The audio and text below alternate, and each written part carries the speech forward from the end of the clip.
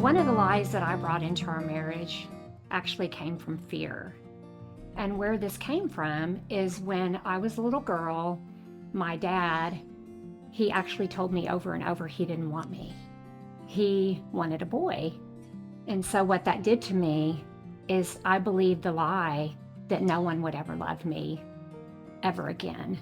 And so basically, when I came into this marriage with Tim, I didn't think I was lovable. And so what I did is I had a really big trust issue.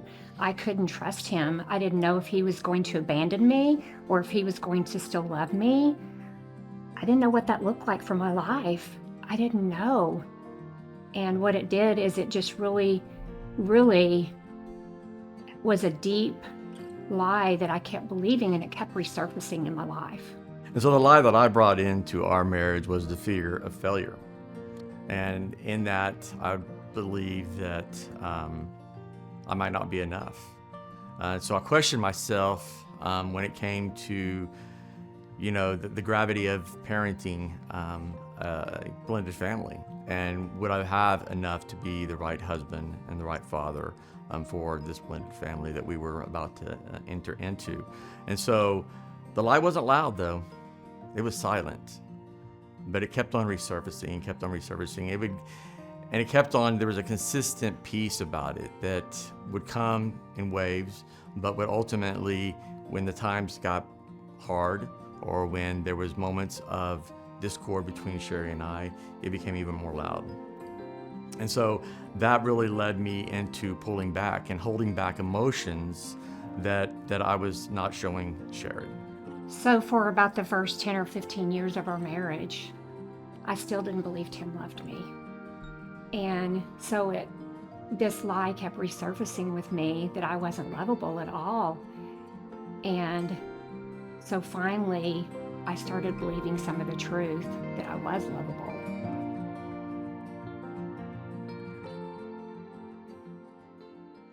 So in today's session, we want to talk about something that we call agreements. And these agreements we're going to share from a biblical context, and then we're going to get very practical and really kind of talk about what these look like in real life. So let's jump in. 2 Corinthians 10:3-5 says, "For though we walk in the flesh, we're not waging war according to the flesh. But the weapons of our warfare are not of the flesh, but they have divine power to destroy strongholds." Now let's pause right there. I know for most of my spiritual life, when I heard strongholds, I thought of addictions. I thought drugs, alcohol, gambling, porn, etc. And addictions are strongholds, but strongholds are not addictions. Why do I say that? Because Paul just got through making it overtly clear, they're not flesh, they're divine, they're spiritual. Yeah. So then what are they? Well, he tells us as we continue into verse 4. He says, "We destroy every argument and lofty opinion raised against the knowledge of God." Now, what is an argument or lofty opinion? And by the way, that word lofty can be translated lofty, prideful, arrogant. You get the sense. So what is a lofty or arrogant opinion against the truth of God? It's simply a lie. Now, I wish Paul would have just said lie. That would have made it so much more simple. That would have made it so much easier, but that was not his jam. And so what he's telling us is we're in a very real spiritual war, but the war is in our mind, and the war is against truth and lies. So how do we fight it? He tells us in the end of verse 5, by taking every thought captive to make it obey Christ. So he's saying we're in a very real spiritual war against truth and lies, against the truth of God versus the lies of our spiritual enemy. So there's the biblical context. Now let's get very practical. So if I take my knife, okay, and I slash my arm without even having to think about it, just a natural innate human instinct would be this: cover it, protect it. And of course we know modern medicine, apply the pressure and stop the bleeding. But long before modern medicine, there's cave drawings, there's hieroglyphics where a guy is hit with the sword or spear. And what does he do? He covers it, he protects it. It's an innate human response. And that same thing is true with our heart. When we're wounded, when we're betrayed, when we're abandoned, when we're deceived, lied to, backstabbed, whatever it may be, there's this innate human reaction to want to cover it. Don't ever let it get hurt again.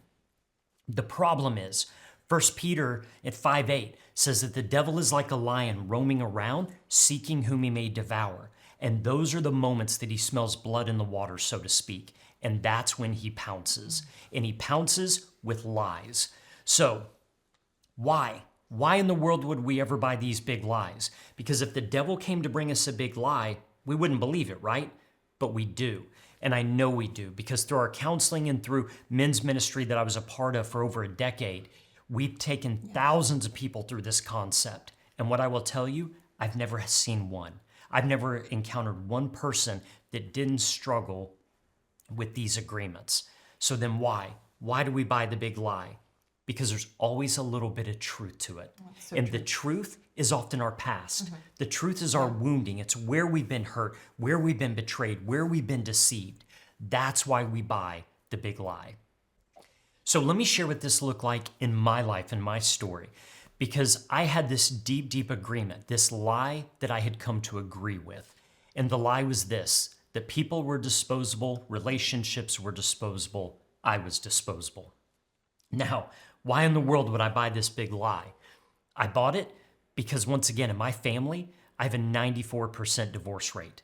I saw people come in and out of my life, people that said that they loved me and would be there, and then some point later were gone.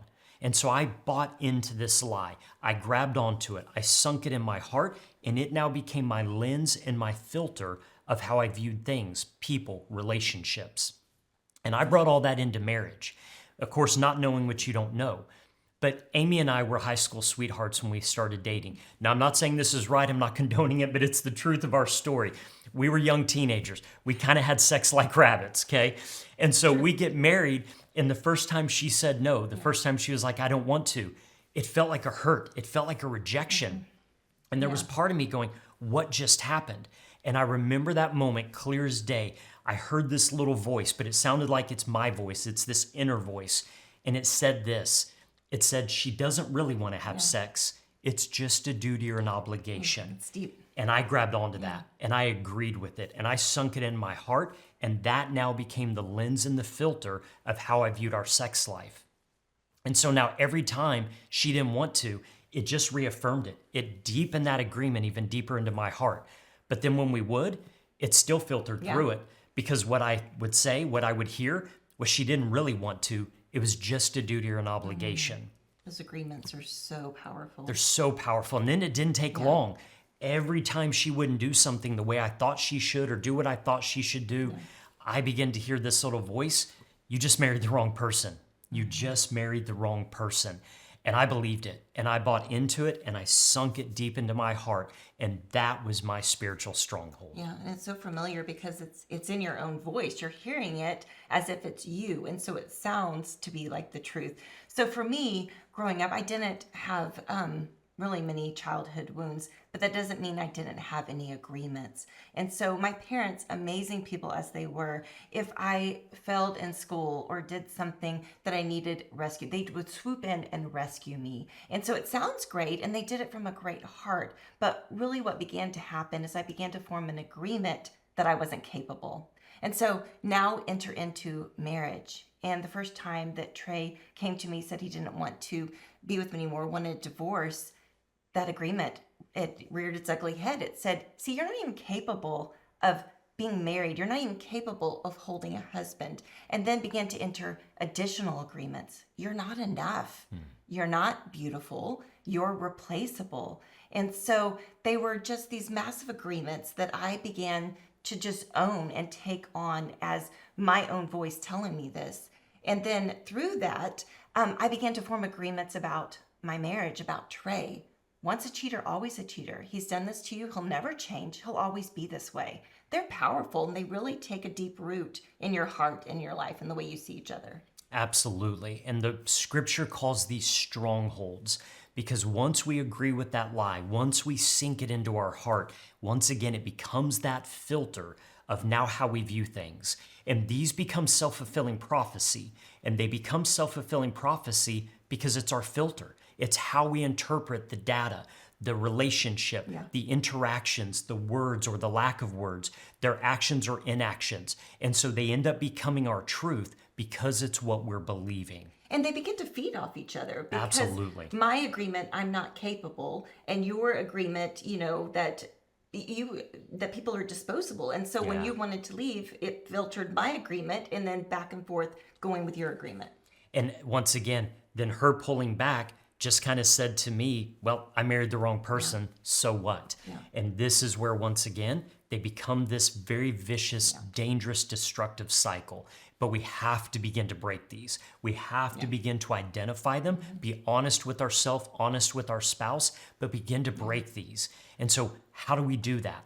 Very simply, by praying.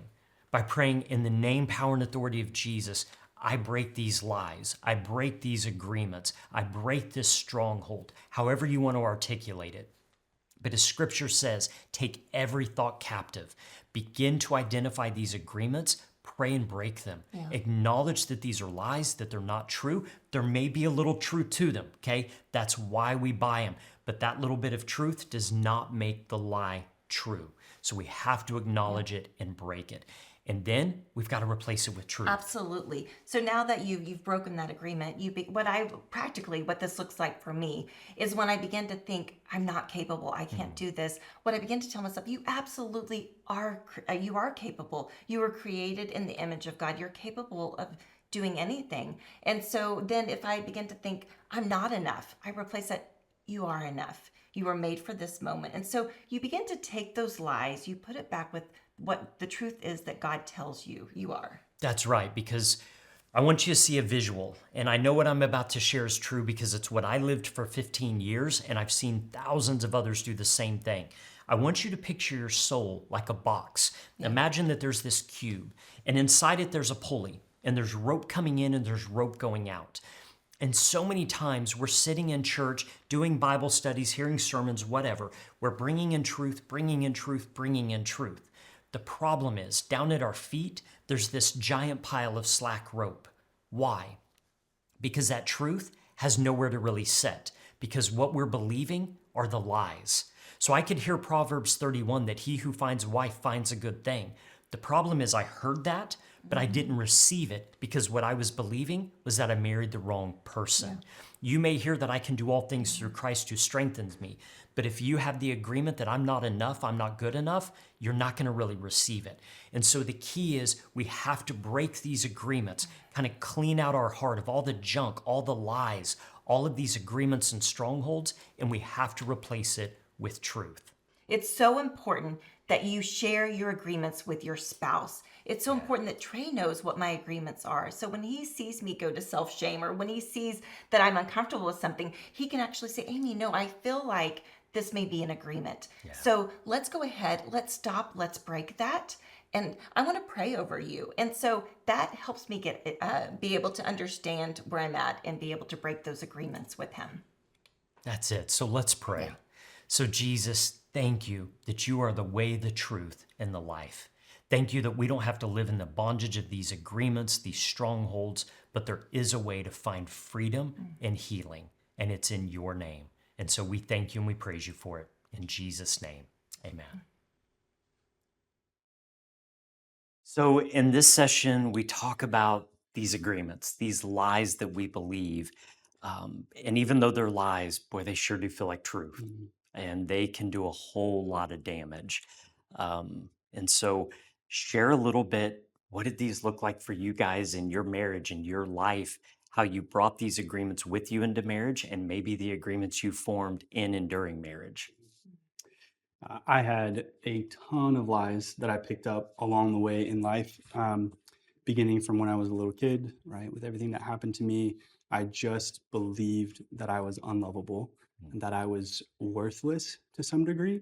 And so any experience that I had in life that was rejection or even perceived rejection, it just reinforced this idea that no one would ever love me. No one could ever love me, especially if people got to know me, like the real me. And so I brought all those agreements into our marriage. The worthlessness kind of presented really early on in our relationship because her family is so healthy. I perceived that they did not think that I deserved their daughter, that they did not approve of her choice. And this was all a perception. And you pick up on little things. And so that just reinforce this idea that they don't even want me. They don't want me to marry their daughter.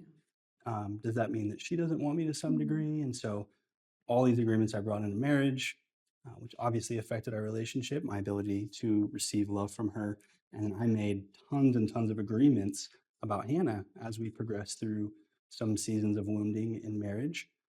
A lot of them around she doesn't like having sex.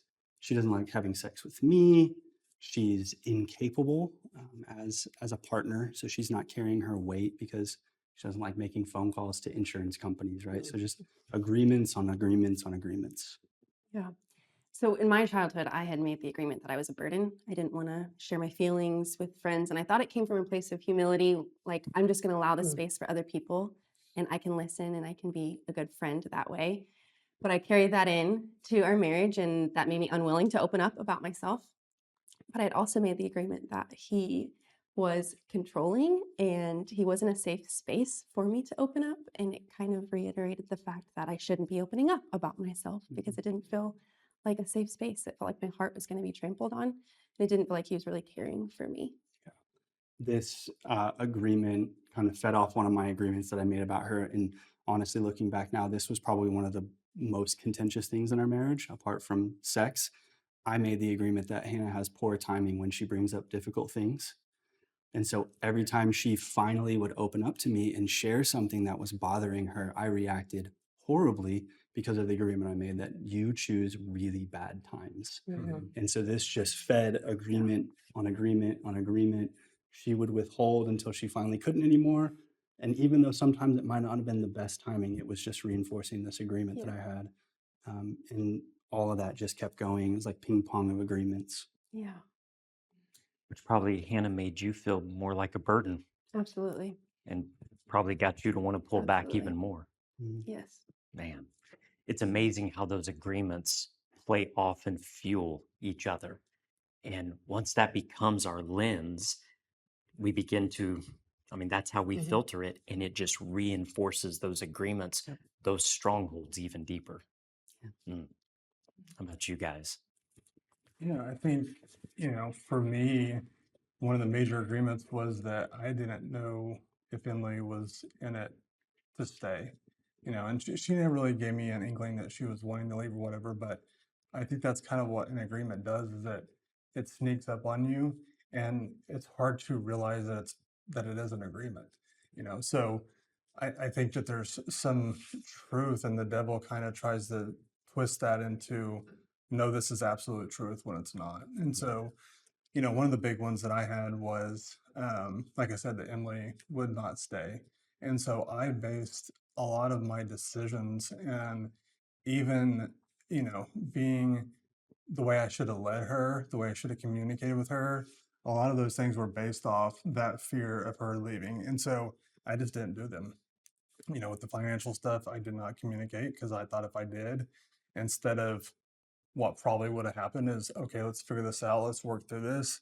My fear was, oh, this is terrible, I'm leaving, So I think that was really put a damper in our marriage. Well, and I definitely, especially when we were going through all that financial hardship, and I lost my security in Nick, and I had reached out to a previous relationship, that was just solidifying Nick's agreement. I reinforced it in a way. And so then we really struggled with trust Yeah.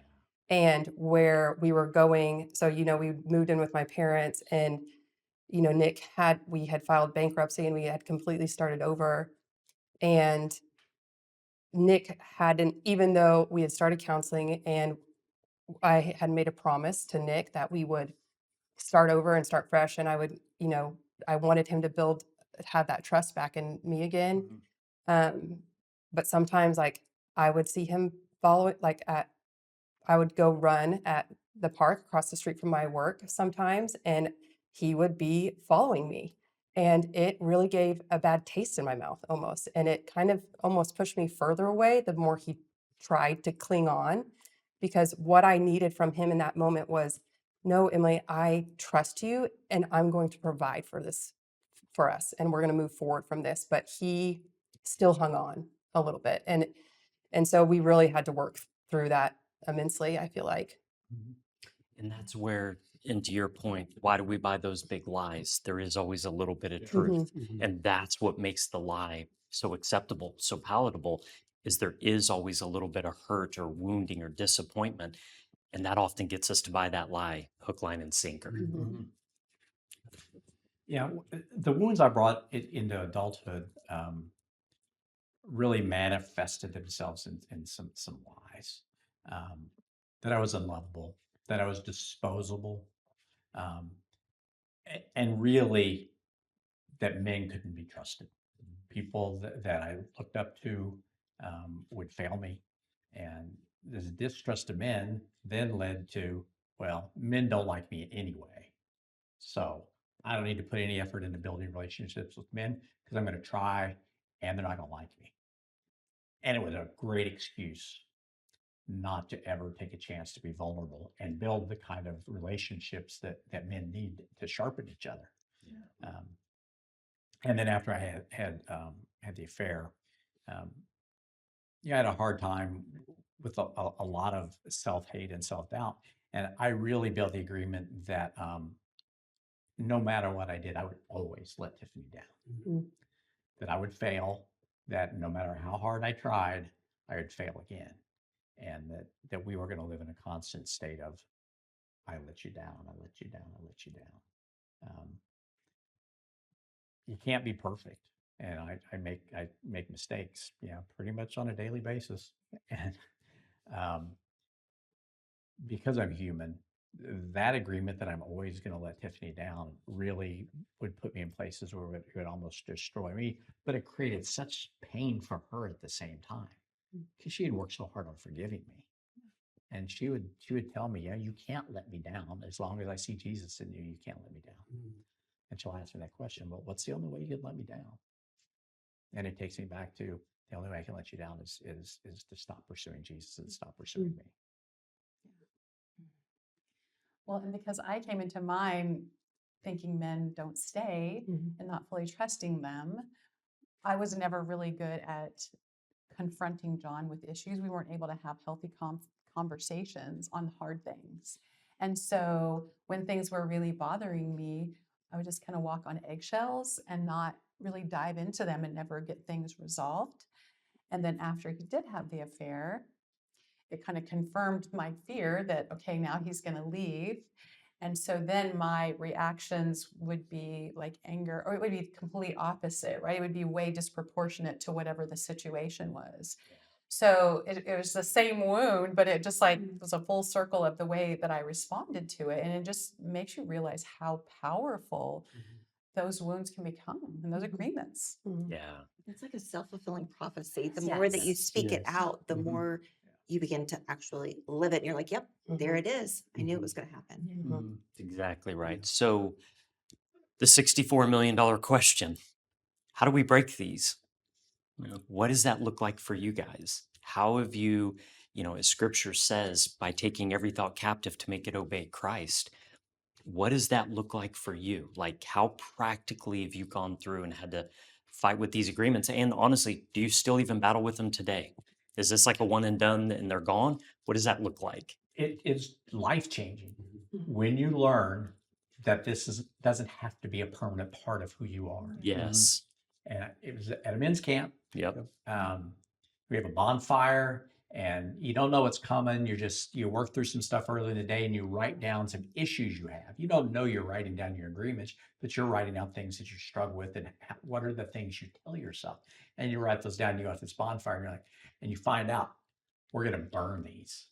It's symbolic in a way, but it really gives you a chance to reflect and to pray and to take it to God and really dispose of the agreement. Now, every day that something comes up, I can't build a fire in the backyard and go burn an agreement. Because the question is, well, do they still come up? Well, sure they do. Because Satan is always watching for some little thing that he can build into a big thing. It could be something at work. Hey, something didn't go well. I'm really too old to be relevant anymore. Or I can't lead well anymore. The young guys don't look up to me. It could be anything like that. based on a tiny little something that Satan will try to drill in on.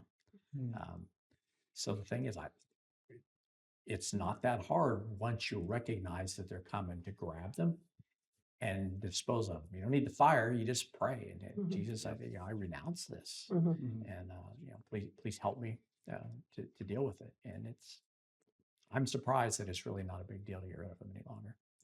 So let me ask you this, that moment at the fire, it really wasn't about the fire. It was about the releasing of these agreements. How life-changing was that moment for you? I could almost float. I didn't realize what I was carrying to that point. And really, if I'm honest about the fire, we're walking out there, I'm thinking, this is nice. It's a little silly, but it's nice. And when I saw some other guys do it, and you can see them lighten, and I thought, almost formed an agreement on that. That's going to work for them, but it's not going to work for me. Yeah. And I know for a fact from being to many of these camps now that happens with lots of men. Yeah. Oh, that's not for me. That's not for me. When it was my turn, and I stumbled to get it out, and I threw it in the fire, and I released it to God. My heart was so light after that. I don't even know a better phrase for it than that, but I felt freedom really for the first time as an adult. Yeah, I mean, I feel like, so it's funny whenever we talk about agreements, like I hear Keith and Hannah say something, I was like, well, I think that's an agreement too. Like you don't realize that you really carry all of these agreements with you, and they're very hard to speak against. So one of my agreements that I've learned in marriage is that I thought Nick was lazy. That was my agreement. Nick is lazy. And which is absolutely false, because he took his own company from bankruptcy to now $1 million company. And I know he's not lazy. But whenever I see him at the house, that's all I see. It's through a very filtered lens. It is, well, why didn't this get done? Or why didn't that get done? Why are you sitting there on your phone? Why are you not in, And so I think one of the ways I have to bring myself mentally to a state and almost speak it out loud, saying, no, he's not lazy. He is determined, and he is efficient, and he does all these things for hundreds of people at all different times. He's being pulled in so many different directions. All I'm seeing is my agreement. And when I speak it out loud, it helps bring me back to center almost, to fight that agreement. But it's still there. It still happens. But let me ask you real quick, what's the benefit to you? Because if you're believing he's lazy, how does that make you feel versus speaking truth? No, he's not. He's determined. How does it actually affect you individually? It brings my frustration. I don't react. Yes. So it brings my frustration down, and I feel more at peace. Now, do I still react? Yes. At times I do. But it is nothing towards that. Yeah. And I think for me, like she said, verbally, I think that's a huge thing. It doesn't even have to be, to somebody. It can just be verbally breaking that agreement out loud. For me, that's a big deal. And I think as you go through life, I have some agreements that don't creep up anymore, or very little. We've grown and worked past some of those things, but I think that the ones that are formed off deep wounds they have a tendency to always creep back up. And if you can verbally denounce those and have the Holy Spirit help you through that, to me that really helps a lot. Yeah, because what did you say? Satan can't hear our thoughts. That's right. That's exactly it. He cannot hear our thoughts. And so when we're speaking these, I personally believe that's part of the power of praying together, because we're praying out loud. We're actually doing spiritual warfare. And let's be honest, breaking these agreements, that is spiritual warfare. As a matter of fact, I would argue this is our greatest form of spiritual warfare. The devil gets in our mind and our thoughts. And so speaking these things out loud is powerful. Is powerful. Yeah. How about you guys? How did you begin to break these agreements? I came to a place through counseling with you that I realized probably most of the things that I heard and believed were lies. And so I really had to be diligent one by one at taking those thoughts captive. And sometimes there's a direct Bible verse Mhm. that we can replace it with Yep. repeatedly. And sometimes it's just choosing to take our spouse at their word. I believed you didn't like sex. Mm. You had repeatedly told me that's not true. And I had to choose Mhm. to believe her at her word instead of what I had been believing. I have found at when the agreements want to creep back in, especially some of the deeper ones, the unlovableness, Yeah. it wants to present itself in a different way. But Yeah. with my spouse, with Hannah, our close friends, and men around me, I've often found that if I will just articulate exactly what I'm thinking and not filter it, they will help me identify agreements. Mm. Yeah, they're And kind of it- tricky, right? Yeah, So all good. the time. Yeah. All the time I'll say, like, this is exactly what I'm thinking.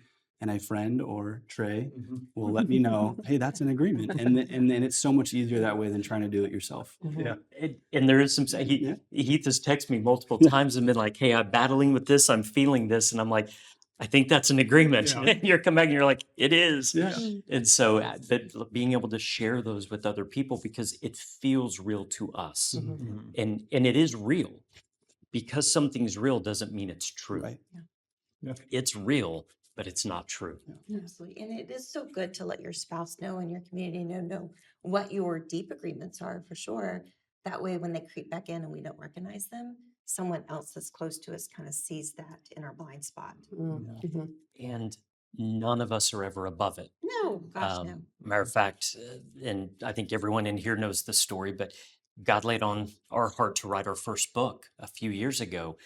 And for 4 years, I never completed one chapter. And it's because I had made an agreement that I didn't even realize I had made that I'm not a writer.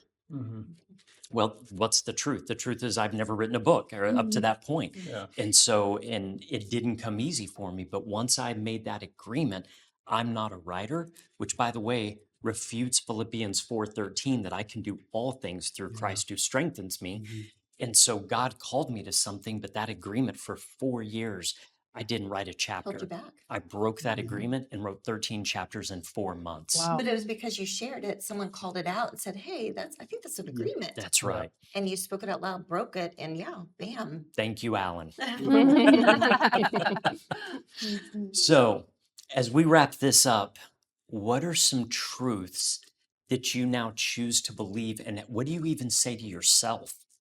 Whether it's about yourself, about your spouse, about your marriage, what are some of those truths that you hold on to, that you claim, and that you may have to just remind yourself sometimes on a daily basis? But what are some of those truths?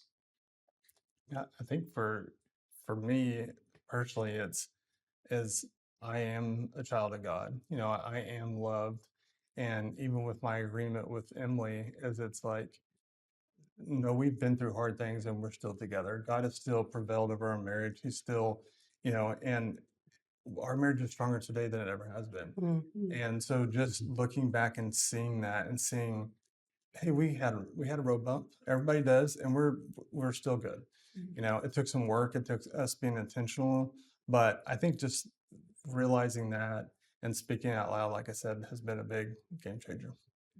So good. For us, we kind of decided when we decided to rebuild our marriage, we just committed to each other that we were no longer going to do it alone. Mhm.